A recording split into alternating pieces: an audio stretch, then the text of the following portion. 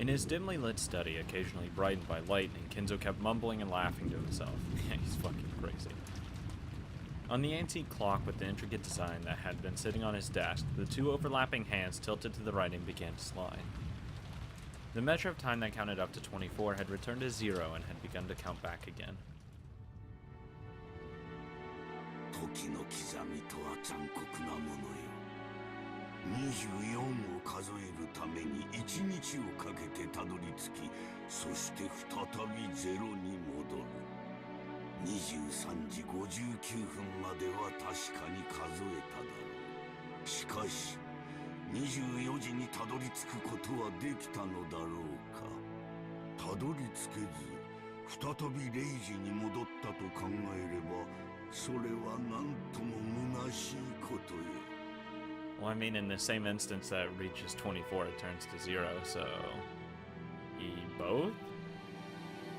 But perhaps a person's life is the same. You live aiming for a perfect 24, but in the instant you reach it, you return to 0. People will probably praise the departed, saying that he did reach 24, but he most certainly did not. In the end, he's a 0. Of course, he'll get to 24. わしは生きて24にたどり着く。そここそが黄金鏡。 That's what old people say. ベアトリーチェの住処なのだから。 Kinzo had been fumbling around with some tarot cards for some time. It looked as though he was trying to divine his own luck with the contest, doing it over every time he didn't like the result. That's not how it works, buddy. The most forbidden action in tarot reading is trying to predict the same thing twice. To do so ridicules the results of fortune-telling, and also desecrates those beings higher than humans that gave revelations through the tarot cards. However, Kinzo knew. Tarot cards shouldn't be used twice because since they're nothing more than a random number generator, reading them twice will naturally cause a different result to appear. Therefore, reading them twice was only forbidden to preserve the mystique of the tarot cards' results. However, that didn't mean that Kinzo didn't take tarot reading seriously. Kinzo's interpretation of tarot reading was done in a completely different way. That was to repeat the reading over and over again, without giving up in the slightest until he reached the result most favorable to him. I.e., he's cheating.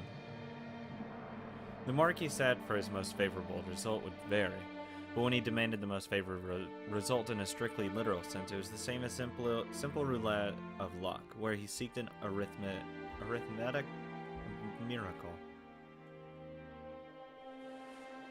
However, Kinzo used miracles of numbers as the basis of his magical power, so this functioned perfectly well as a magical ritual. In other words, until the result he desired appear perfectly, he would strive to repeat the tarot readings over and over with conviction, turning the feelings of his heart into prayers, so that when they reached the heavens, they would be sublimated into results. This was Kinzo's personal magical interpretation. That's fucking cheating. That's not... or at least really fucking with the results of it. Just saying, oh yeah, once it's good, that's the one that will matter. These other ones don't matter. Therefore, even though Kinzo's tarot cards were no different from those generally used, the way in which they were used was completely different.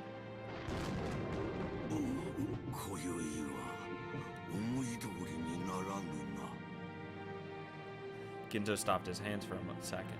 He seemed not to be getting the results he wanted. On the contrary, bad cards that shouldn't show up so often appeared repeatedly, and continued to interfere with the miracle Kinzo wished for. Kinzo seemed to have received some revelation that was different from normal. But judging by the unlucky cards scattered across his deck, it was difficult to imagine that the omen had been a good one. For a while, Kinzo closed his eyes tightly, pondering something.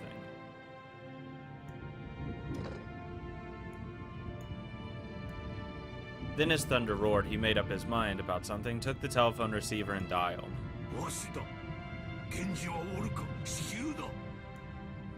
My tarot cards aren't working, get over here! But I thought the phones were not supposed to work. Come on. So when did they cut the lines, though? Okay, she just got proposed to. In front of the entrance hall, Shannon, once burning face, had been cooled off by the frigid air. She had thought that George's proposal would surely come sooner or later. It wasn't as though she hadn't prepared herself mentally, and she had answered by nodding. Had she been reckless because of her youth? Should she have thought about her future more seriously? I wonder if my immediate reply made him think I'm a cheap girl. Oh my god. No. No, if anything, it lets him stress a lot less. If I'd at least waited until tomorrow morning, would that at least shown him I was taking this seriously? Or maybe you accepting it quickly shows that you really are serious about it because you have already thought about this beforehand. Nah, that's too easy. Now that she'd already received the ring from George, Shannon kept fidgeting in embarrassment. I shouldn't have done this, I shouldn't have done that. As she did, she heard the sound of footsteps splashing through puddles. Shannon immediately chased away the emotions welling up inside her. Hey, Genji. Shannon, why are you here?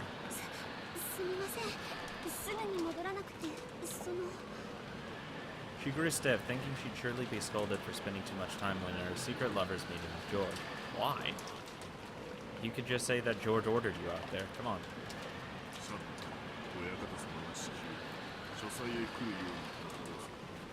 Urgent because he keeps drawing the wrong cards.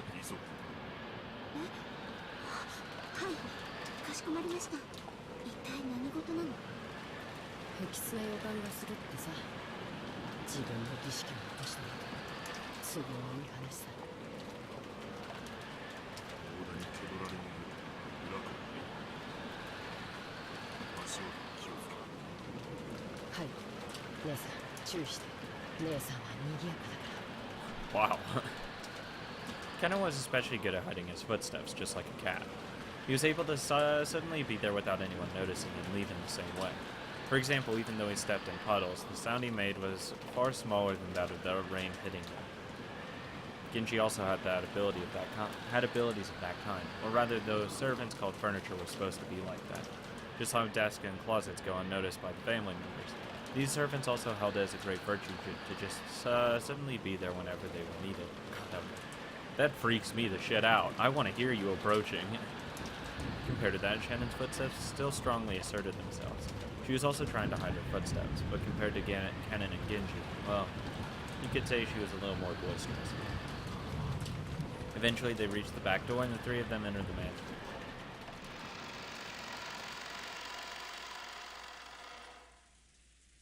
Immediately, they felt something. It was different from a sense of smell, and it seemed to hit the depths of their noses. This hard-to-describe sensation, might you call sixth sense, allowed them to perceive that something was different than usual.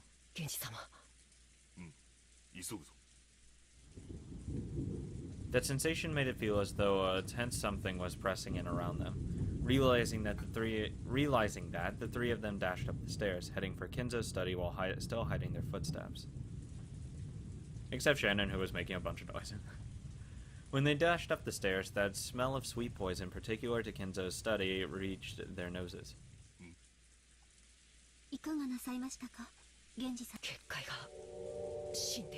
What?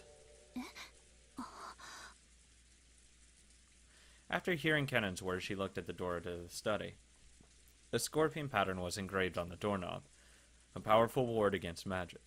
The final barrier which protected Kinzo himself. It had been broken. Of course, there's no change to the doorknob that the eye could see. However, those who could understand things people couldn't perceive were able to recognize the dramatic change had occurred. Ah, yeah. In other words, bullshit.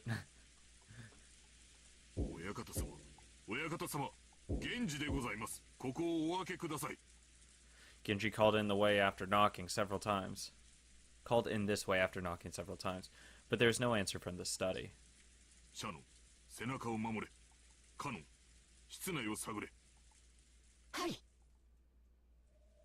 Okay. I'm gonna be really wrong. Really wrong on my death predictions, aren't I? Kennen put his ear against the door, searching for a presence inside the study. To protect the backs of the pair watching the door, Shannon faced the other way, ready for the unexpected.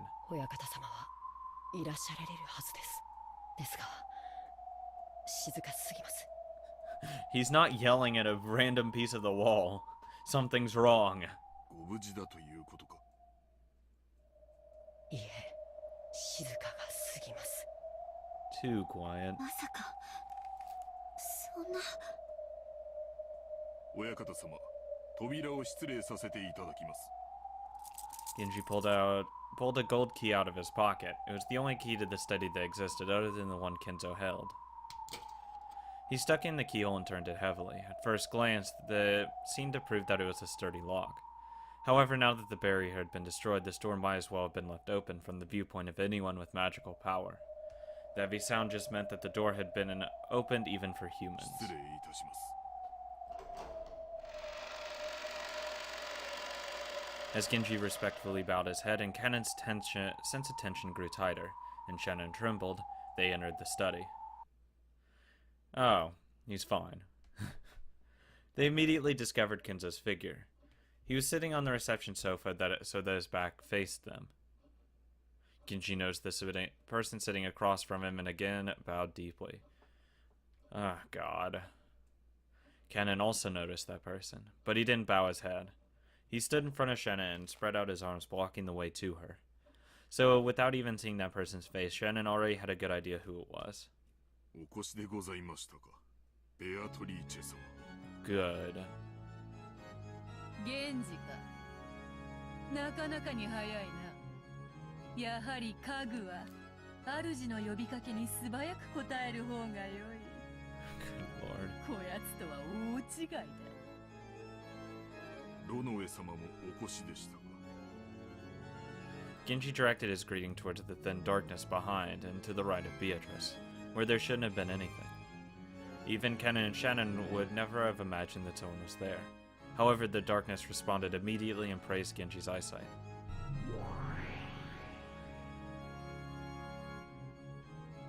だいぶの久しぶりになりますね。それにしても老けましたね。それだけの弱いを重ねましたか。充実した日々を過ごしております。ロノエ様におかれましても、ますます充実されておりますよ。お見受けいただきます。おかげさまです。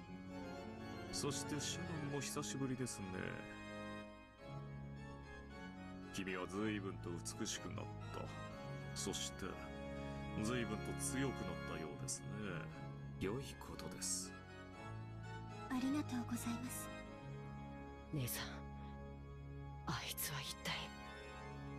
Oh, just a demon. とは会うのは初めてになりますね。私はベアトリーチェ様の家具頭を任されておりますロノウエと申します。Don't worry, he's just the head demon or whatever. Yeah, some bullshit, right? 源氏さんの古い馴染みですよ。 Oh, don't tell me Genji's a fucking demon as well. あなたと同じに私も家具です。使える主は異なりますが。 The tense color didn't disappear from Cannon's face in the slightest. Depending on the master furniture served, they might be kind or brutal or anything else. If this person claimed to be furniture serving the hated Beatrice, then he must be despicable as well. わらわもすっかり嫌われたものだ。坊主憎ければ今朝までなんとかとはよく言ったものよ。 Wonder why. Beatrice openly sneered at Cannon's hate-filled face. Then Cannon finally realized. Beatrice and Kinzo were having a chess game across the reception table. But Kinzo hadn't even quivered. He was holding his head with both hands, his eyes closed tight as he contemplated his next move. Or was he in anguish? 親方様。わらわが金蔵に伝えたのは2つ。良い知らせと悪い知らせだった。 What's the bad news? 良い知らせは儀式を終えずしてわらわと再会できる幸運を得たこと。 He dies. 悪い知らせは金蔵が儀式の一番最初の生贄に選ばれてしまったことだ。 Well, there's one wrong already. こればかりはわらわにもどうしようもない。実に気まぐれにルーレットにて決めたのだから。嘘つけ。もて遊んで殺しているくせに。 Well, I wouldn't say for fun. There has to be a motive behind it. よして、カノン君。て金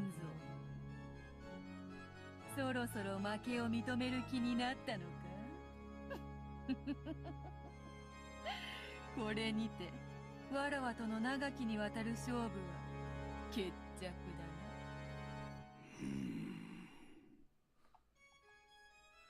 At a glance, it was hard to make out the situation on that chaotic chessboard. However, judging by Kinzo's anguish and Beatrice's malicious confidence, it seemed to be over already. Never give up. これもまた一興か。わらわもだ。そなたとの勝負に決着がつくことは万感の思いあれど、もはや恩衆を超える。楽しかったぞ。退屈しない数十年であった。Thank you. Beatrice advanced her queen and made her final move. And that decided it. チェックメイト。これがわらわからそなたへの手向けだ。心置きなく。眠れ。No, thank you.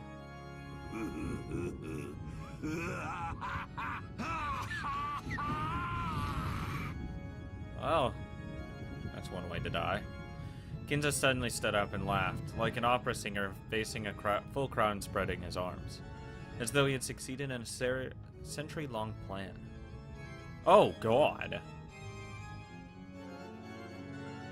That laugh spat crimson.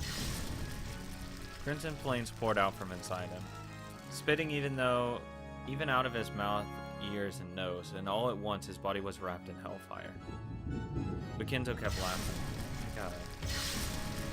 The more he laughed, the more the hellfire spewed from his entire body and began to char him. Those flames became a brilliant light, which dazzlingly shone on the various magic tools throughout the room, making their disordered shadows dance across the walls. Those shadows looked like the dead in a hall in hell, watching over Kinzo in ecstasy as he burned. That's a little fucked up. And for one who had made a contract with the witch, it was an extremely fitting end in accordance with those terms. After laughing and howling in the roaring flames for some time, Kinzo flopped on the ground as though he was a puppet whose strings had been cut. This happens when you're lit on fire. Those incredible blazing flames disappeared as though he had been completely burned up, and afterwards nothing remained but a festering and burnt corpse that no one could hardly bear to look at.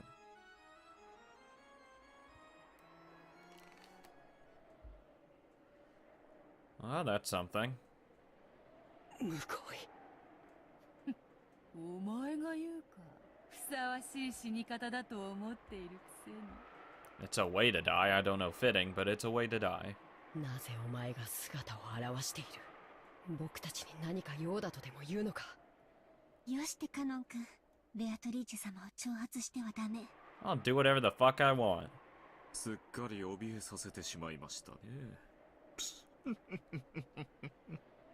わらわはつくづくカノンとは仲良くなれぬようだ。It's because you're a bitch. そう嫌いでもないというのにね。Beatrice grinned. Cannon violently averted his gaze, obviously unhappy. His reaction was so different from what he wanted to do that it made the witch and her butler laugh. カノン、ベアトリーチェ様の御前であるぞ。And? 言葉遣いに気をつけなさい。Fuck her, I don't give a shit. ああ、構わぬぞ、源氏。 See, she doesn't care either. 好きに言わせてやれ。わらわは寛大である。何が寛大だ。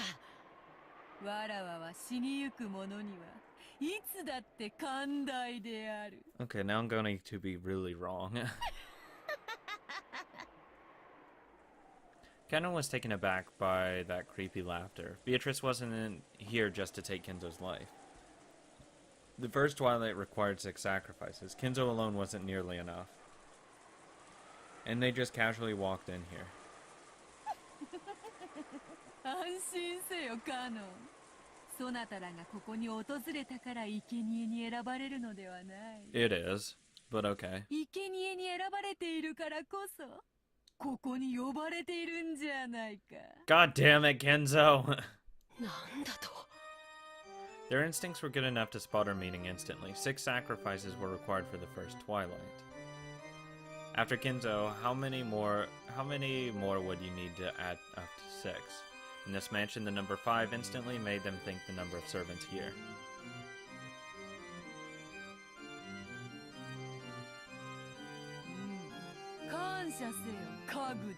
So all the servants are going to die. So that means Goto's gonna die too. And Kumasawa.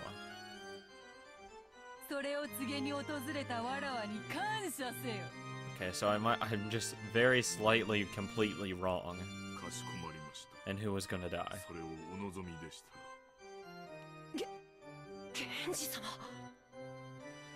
Genji had agreed to the witch's heartless announcement with his usual demeanor, without raising an eyebrow.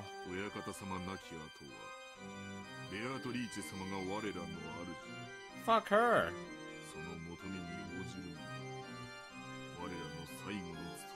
Genji, come on, man.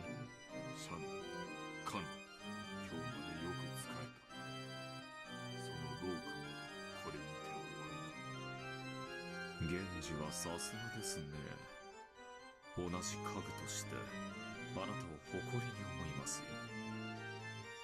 シャン、異論はないか? Yeah, I don't want to fucking die. はい。 What? ジョージ様から指輪を贈られたそうだな。What? Fuck, you know what? Why? Why do you want to die? それでもなお未練はないか。はい。家具の身に過ぎた幸福でした。指輪を頂戴しただけで私の思いはすでに達せられております。 Okay, is Canon really going to be the only voice of reason here saying, no, fuck that? Shannon couldn't take quite as much of a philosophical view as Genji. There probably were regrets left in her heart. She probably wanted to spend a little more warm time with the person she cared for, George. But she released herself from that. She took a single deep breath and a blank expression rose to her face. シャノンがそこまでの落ち着きを得るとは少し驚きでした。あなたも家具として達観したようですね。惚れた男と夜も共にできず、少しは悔し涙をこぼさんのか。退屈な女よ。ベアトリーチェ様ごときにこの気持ちはわかりません。私たちの命をご所望でしたらどうぞお受け取りください。私たちは慎んでそのお務めを全うします。それでいい。よくぞ言ったな。ベアトリーチェ様の苦手なタイプのようで。最近こやつめはだいぶ達観しよった。どうも前回いじめすぎたようだ。Probably. それを言ったらバトラもか。Yeah, just a bit. わらわはまだぬるいのか？それとも追い詰め方が下手なのか？しかし、お前はまだわらわを楽しませてくれそうだよな。カノン？カノン君。Compared to the two who had taken a far-sighted approach, there was a painful anguish on Cannon's face. Cannon was still far too young to accept his demise after being told of it by a suddenly appearing witch.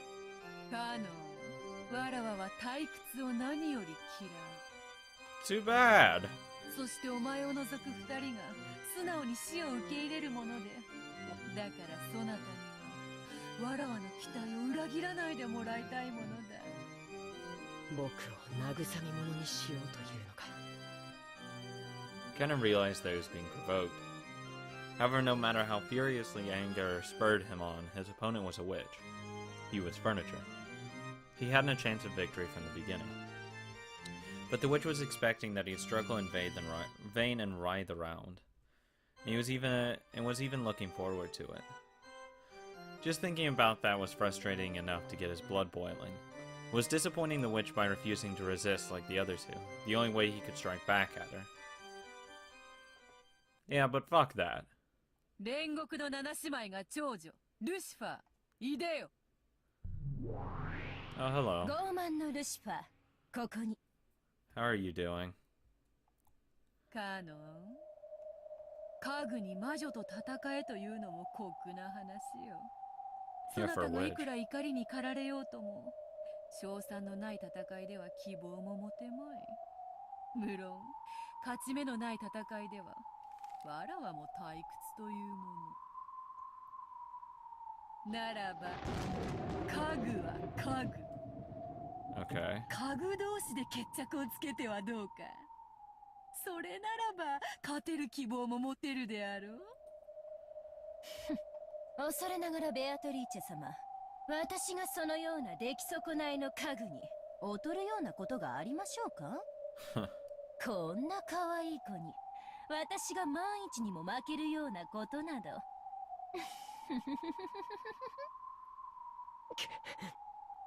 我が家具、煉獄の七杭を打ち破ってみせよ。そうだ。13人の生贄を逃れることのできる5人をそなたに自由に決めさせてやろう。 Oh, hell yeah. Oh, that would be fun. Oh, select the 5 who will escape becoming one of the 13. Damn. That's a nice fucking prize. Oh, Cannon, you gotta fucking win, buddy. そなたの推薦する5人をわらわは無条件にて Cannon, you 黄 gotta 金鏡 win. に迎え入れる。 Win.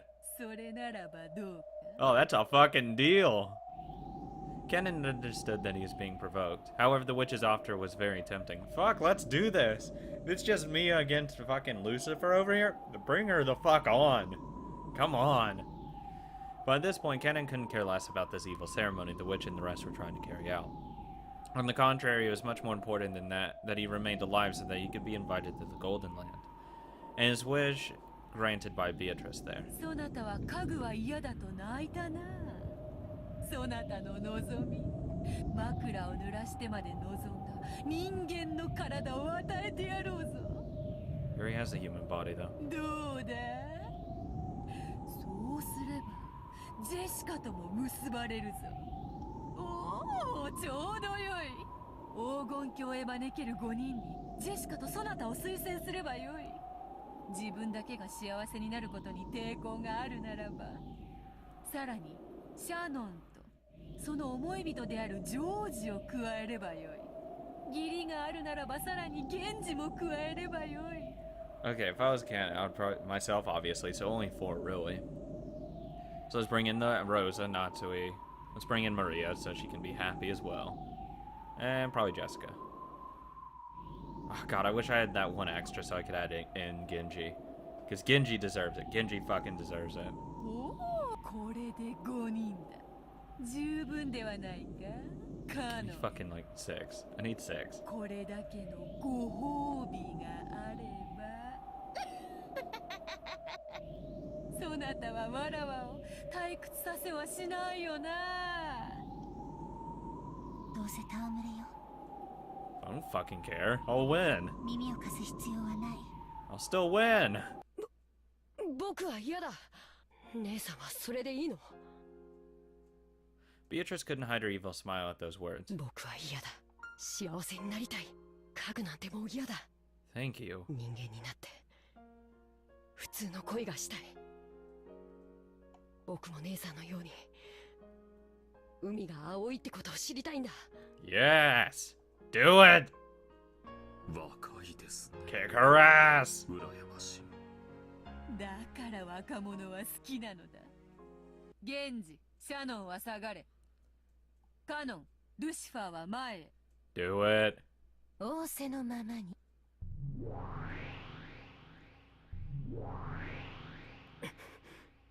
Can you not do that teleporting bullshit? 気に入らないわ。 Shut the fuck up. ベアトリーチェ様は無理でも私にだったら勝てるかもしれないという見下しが最高に気に入らないわ。 If anything, it's a lot easier. That was probably humiliating for Lucifer, but at the same time she was also happy that she was lucky enough to have this adorable prey all to herself. 恋、魔女の家 Kick her ass, 具。 Cannon. いつまでも僕を見くびることができると思うな。 Don't lose.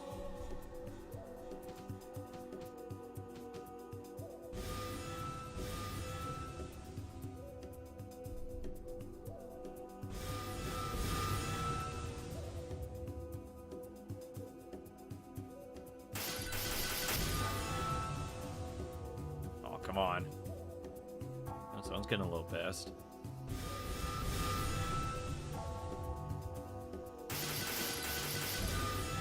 Yes! さあさバトラー、楽しい見せ物の時間であるぞ。 It's a nice light show, I guess. くそ、またおかしなことになりやがった。魔法バトルなんて認めてたまるかよ。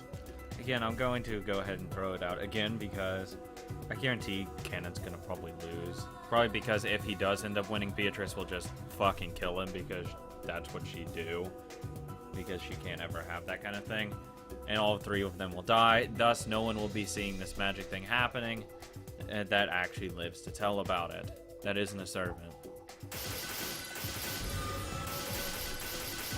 Cannon's been winning though. ほらほら、目をつぶらずにちゃんと見ろよ。 Because I assume these large curves is a good thing?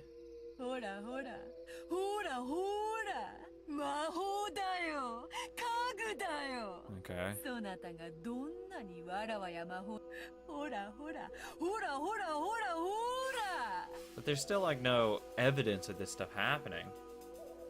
こうして目の前でブワンブワンカキンカキンやられちゃ台無しだよな。ほらほらほら、もう思考なんて止めちまえよ。 Fuck that, I'm going to keep thinking. 魔法はあるんだって。これはファンタジーなんだって。目を閉じるなよ。しっかり見ろよ。ほらほらほらほらほら。畜生、畜生、畜生、畜生。魔女を認めない。魔法を認めない。 I agree. でも、こんなにあからさまにやられちまったら、なんだっていやいいんだ。 My response is, give me someone that will see this that will end up living to the end that isn't a servant. Let's say fucking Kyrie sees this happening, and she doesn't die. I would believe it. くそ、くそくそくそ。ほら、目を背けるなよ。しっかり見ろよ。魔法はあるんだよ。ファンタジーなんだよ。推理ごっことかやめちまえよ。知ってんだよ。ものを考えんの本当は苦手なんだろう。やめちまえやめちまえ。ほらほら、どうせファンタジー、どうせファンタジー。Yeah, you can calm down there, Beatrice. うるせえうるせえ。俺に話しかけるんじゃねえ。 Cannon, just fucking win already. こいつ意地になっちゃって。私になら勝てるなんて思い上がりをしたことを今すぐ床に這いつくばって謝ってごらんなさい。 Cannon, you better fucking win. Prove me wrong. そうしたら特別に許してあげてもいいわよ。生きながら生皮を剥がして絶命するまで全身を鞭打ってのたうち回らすの。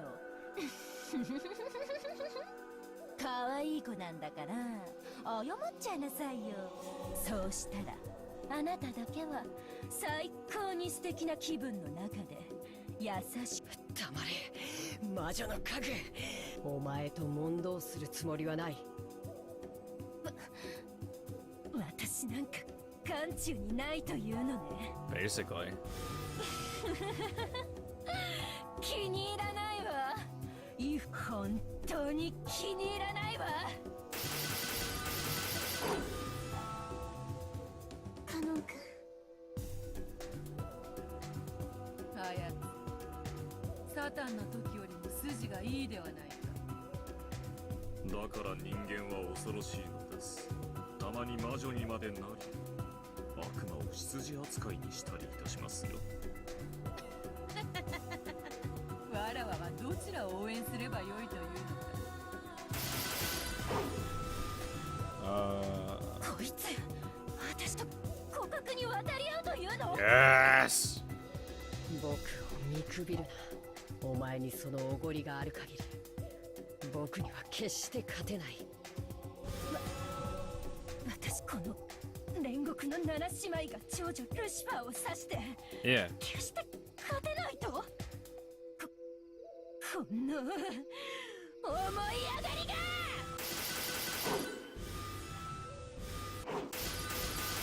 Beat her.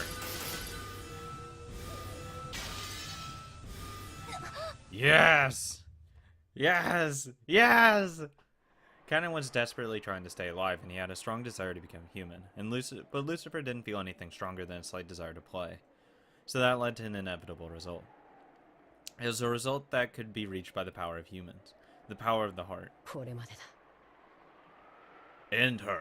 お前は僕に決して勝てない。 End the stake. The glowing red curve extended straight out from Shannon's arm, pointing at Lucifer's throat, just beneath the tip of her chin. Fucking just kill her. Don't give a monologue because that'll backfire. Just fucking kill her.